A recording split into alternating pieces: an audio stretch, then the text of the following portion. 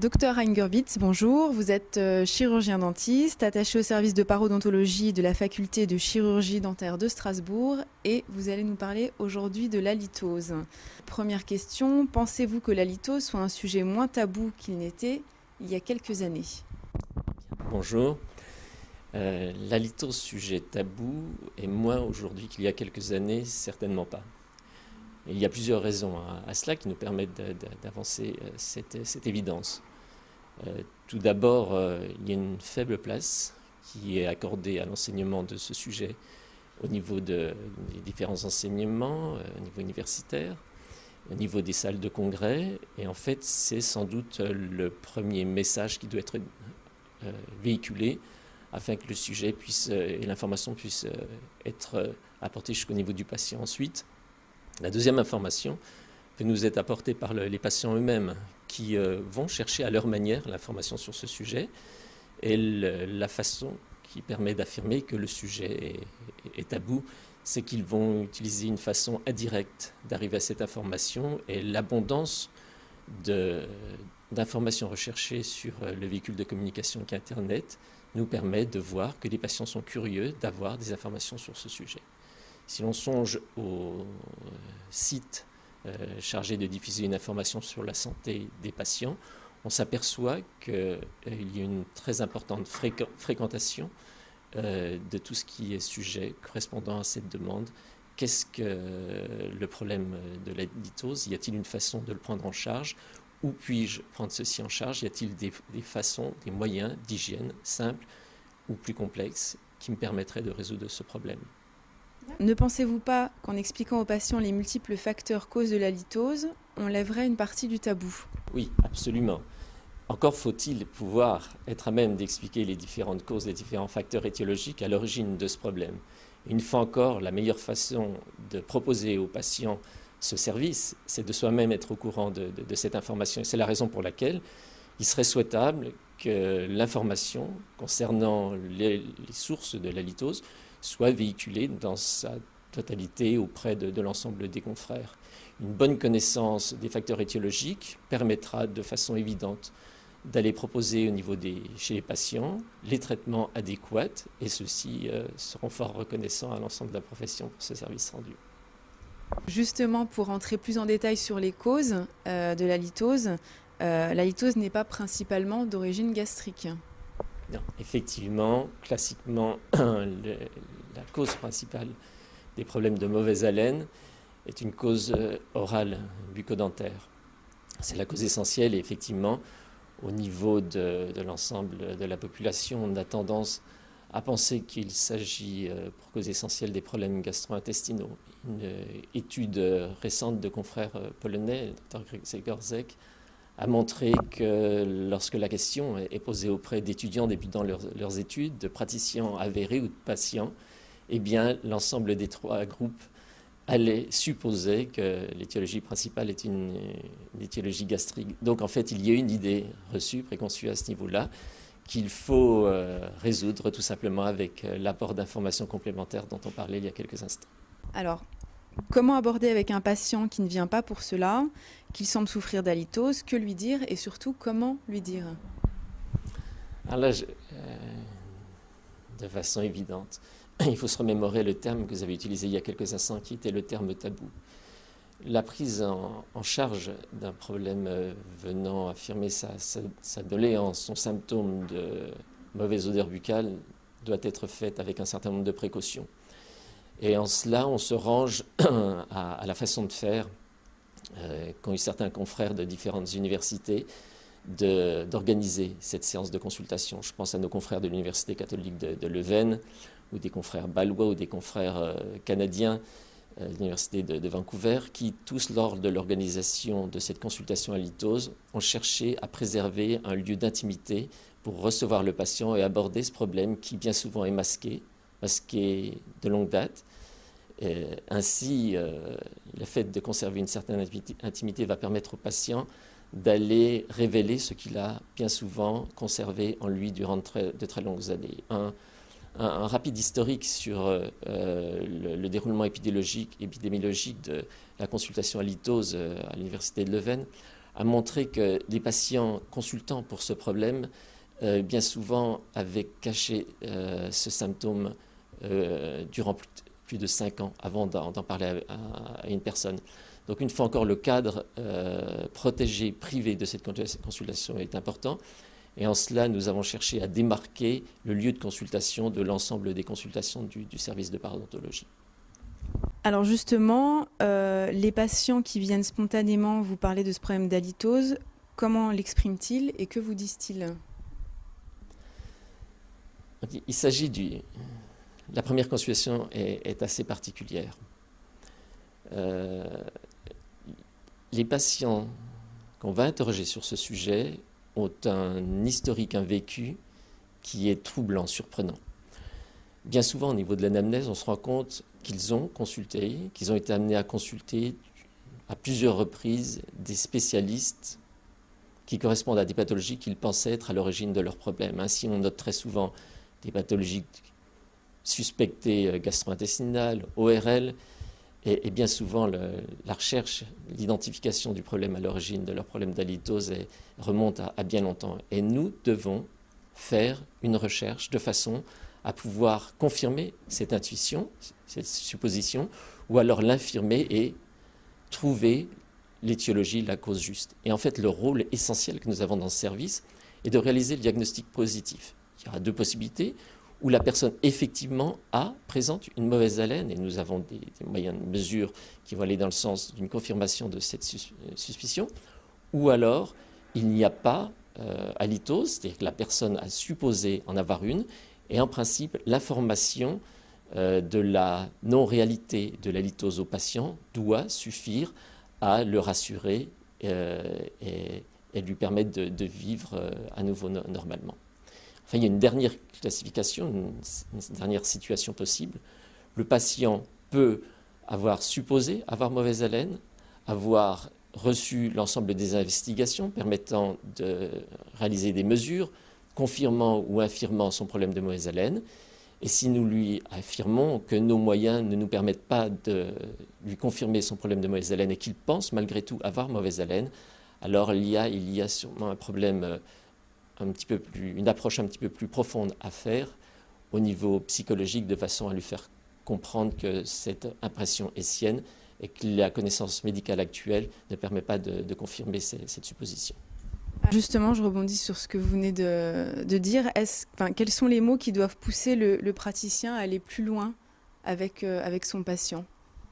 Les mots du patient. Les mots du patient. Davantage que de mots, je parlerai plutôt de contexte global. Certains patients viennent nous voir et ne sont pas atteints de simples symptômes superficiels. Il s'agit hélas et bien davantage d'impressions profondes allant jusqu'à bousculer son vécu ordinaire, social, familial. Nous avons des personnes en consultation qui ont été très bousculées au niveau psychologique, ce qui les a amenés à arrêter leur travail. Ça semble un petit peu disproportionné de voir une atteinte uniquement de type halitose avoir pour conséquence un déphasage complet d'un patient par rapport au rôle social qu'il devra avoir, mais c'est la réalité, c'est tellement vrai qu'un confrère japonais a démontré et impliqué des étiologies halitoses pour expliquer certaines tentatives de suicide de certains patients. Donc il s'agit là d'un signe qui n'est pas à prendre à la légère, qui est extrêmement préoccupant, qui peut être révélateur de pathologies bucco-dentaires, mais également d'autres affections réelles, systémiques, mais également psychologiques graves et profondes. Et en cela, ce problème doit être pris en charge par chaque praticien. Alors, quels sont les moyens thérapeutiques dont disposent actuellement les praticiens? Alors, ils sont nombreux et ils vont découler de ce qu'on a appelé tout à l'heure l'origine de l'halitose. Durant de nombreuses années, l'approche des patients déclarant leur problème d'halitose a été faite dans le service de parodontologie. Cela permettait, en réglant le problème des maladies parodontales, bien souvent à l'origine des problèmes d'halitose, cela permettait, dans la grande majorité des cas, de résoudre le problème d'halitose. Mais en dehors de cela, d'autres disciplines dentaires, comme les soins conservateurs, les soins prothétiques visant à réparer les obturations imparfaites, non étanches, à soigner des caries qui pourraient être à l'origine d'abcès endodontiques, remplacer des prothèses défectueuses, anciennes ou décellées, aller identifier à l'aide de symptômes particuliers que sont les mauvaises odeurs buccales d'éventuelles fractures dentaires, eh bien, toutes ces approches purement dentaires vont permettre en partie de résoudre ce problème d'halitose. Et puis, si cette approche est insuffisante, eh bien, dans ce cas-là, le dentiste devra élargir son champ de vision et aller s'interroger avec d'autres spécialistes de la sphère ORL ou alors des gastro-entéros pour voir s'il n'y aurait pas une autre implication susceptible d'expliquer ce problème d'halitose. Quel protocole ambulatoire conseillez-vous à vos patients? La consultation est assez particulière.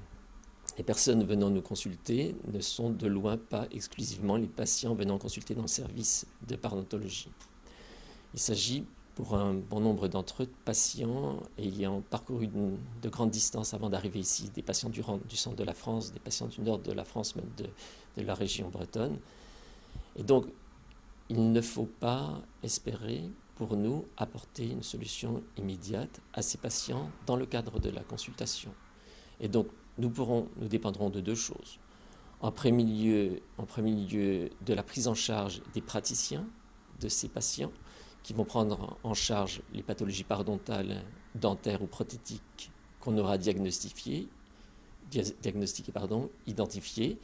et dont on informera les patients qui se feront prendre en charge. Le second point, ça va être d'axer nos efforts sur tout ce qui va être à l'origine de la fabrication, de la production des composés malodorants. On sait que la source essentielle de la production des mauvaises odeurs buccales est la zone où siège un maximum de bactéries et de substrats pour ces bactéries. Cette zone correspond au dos de la langue. Sur cette surface particulièrement irrégulière vont vivre des millions de bactéries qui vont passer l'essentiel de leur temps à décomposer des résidus alimentaires, des résidus cellulaires, et être à l'origine de la fabrication des composés sulfurés. Ces composés sulfurés pourront être éliminés, traités par les patients, à partir du moment où seront traités ou pourra être réalisée l'élimination des bactéries à l'origine de la décomposition des résidus alimentaires. Donc, en travaillant au niveau d'une part de la surface de la langue, d'autre part au niveau des autres sources de production des composés sulfurés, à savoir les espaces interdentaires, ensuite enfin au niveau des surfaces jugales et des surfaces dentaires, eh bien l'ensemble de ces efforts pourront permettre aux patients, en réglant le problème étiologique de fabrication des composés malodorants, pourront permettre de régler le problème de fabrication de ces composés malodorants. Pour nous, cette approche mécanique est essentielle.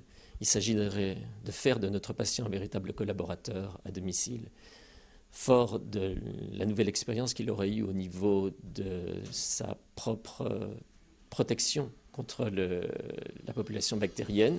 Il sera à même ensuite de compléter cette approche par une approche chimique avec de nombreux instruments antiseptiques qui existent actuellement, proposés par nos différents laboratoires. Et ce complément chimique permettra d'assurer un complément d'action au débridement mécanique, donc parodontal d'une part et de la surface de la langue d'autre part. Pour terminer, vous avez mis en place une consultation spéciale halitose au sein de votre service. Est-ce que vous pouvez nous en dire un petit peu plus sur cette consultation ?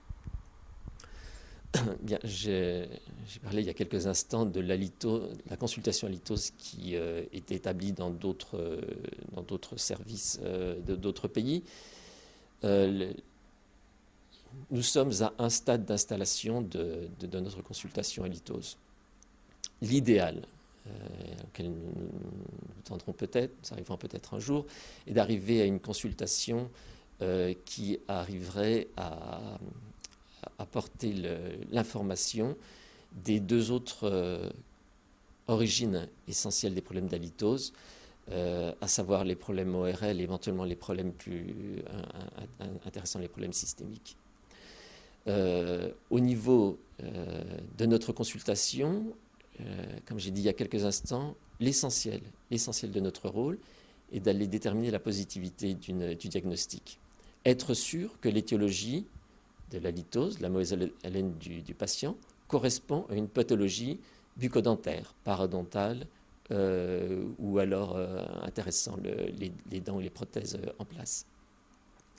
Si notre investigation atteint ses limites, nous aurons comme rôle de jouer le rôle de plaque tournante par rapport aux autres spécialités et d'orienter les patients vers le praticien dont la spécialité permettra de prendre en charge nos patients.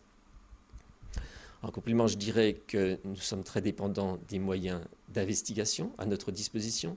Actuellement, nous déterminons, outre les problèmes dentaires ou parodontaux dont j'ai parlé il y a quelques instants, nous cherchons à déterminer des populations bactériennes éventuellement qui pourraient expliquer ce problème via des tests d'identification bactérienne.